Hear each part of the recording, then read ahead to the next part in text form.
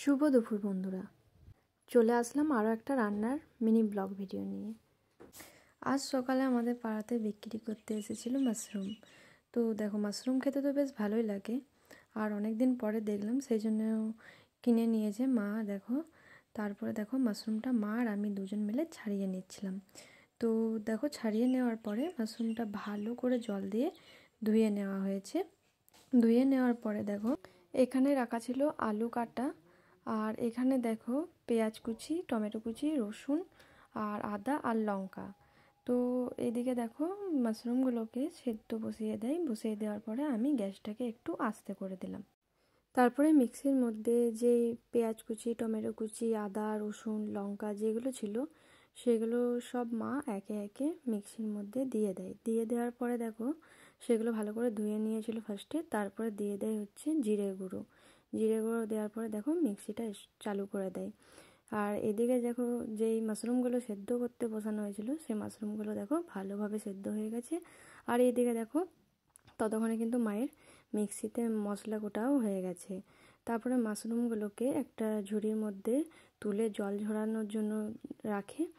তারপরে দেখো কড়াইটা ধুয়ে পরে কড়াইয়ের মধ্যে দিয়ে দেওয়া হয় হচ্ছে তেলটা ভালো করে গরম হয়ে যাওয়ার পরে ধোয়া বের হয়, তখন দিয়ে দেওয়া হয় মাশরুমগুলোকে এবারে ভালো করে ভেজে নিতে হবে। তো তার মধ্যে অল্প করে নুন দিয়ে দেওয়ার পরে দেখো অল্প করে দিয়ে দেয় হচ্ছে হলুদ গুঁড়ি।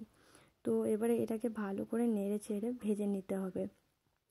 তো রান্নাটা মাই করছিল, আমি ভিডিও করছিলাম। তো দেখো, মা মাশরুমগুলোকে ভালো করে ভেজে নিচ্ছিল।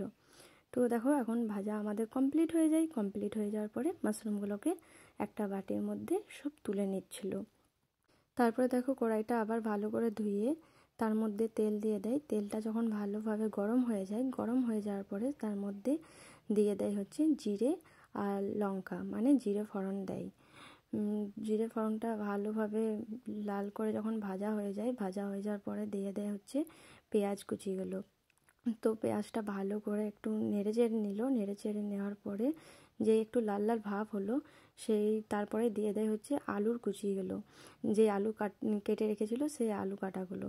তারপরে আলুটা দেওয়ার পরে দেখো ভালো করে একটু নাড়ার পরে এবারে দেখো দিয়ে দেবে হচ্ছে নুন। অল্প করে নুন দিয়েছিল, অল্প করে নুন দেওয়ার পরে দেখো দিয়ে দেয় হচ্ছে হলুদের গুঁড়ি।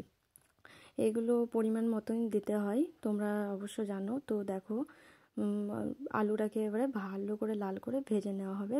যখন লাল করে ভেজে নেওয়া হয়ে গেছে, তারপরে দিয়ে দিল হচ্ছে যে মশলাটা করে রাখা ছিল সেই মশলাটা। এবারে এই মশলাটা দিয়ে দেওয়ার পরে দেখো ভালো করে এবারে মিক্স করতে হবে, মানে কষাতে হবে। অনেকক্ষণ ধরে মা ভালোভাবে কষিয়ে নিচ্ছিল। তারপরে দিয়ে দিল হচ্ছে অল্প করে লঙ্কার গুঁড়ি দেওয়ার পরে আবার সেই কষাতে স্টার্ট করে দেয়। তারপরে দেখো অল্প করে চিনি দিয়ে দেয়। আমাদের প্রায় অনেক রান্নাতেই চিনি দেয়। তো দেখো, মা এখন ভালোভাবে কষিয়ে নিচ্ছিল, আমি একটু ক্যামেরাটা স্টপ রেখেছিলাম।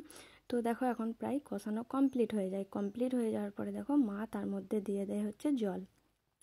তো মা বলে জলটা কম হয়ে গেছে, সেই জন্য আর একটু জল দিয়ে দেয়। তো জল দিয়ে দেওয়ার পরে দেখো আমি এখানে দিয়ে দিই হচ্ছে ঢাকা। তো আলুগুলো ভালো করে সেদ্ধ হয়ে যাওয়ার পরে ঢাকাটা খুলে দেখি যে আলুগুলো সেদ্ধ হয়ে গেছে। তার মধ্যে দিয়ে দিই হচ্ছে মাশরুমগুলো।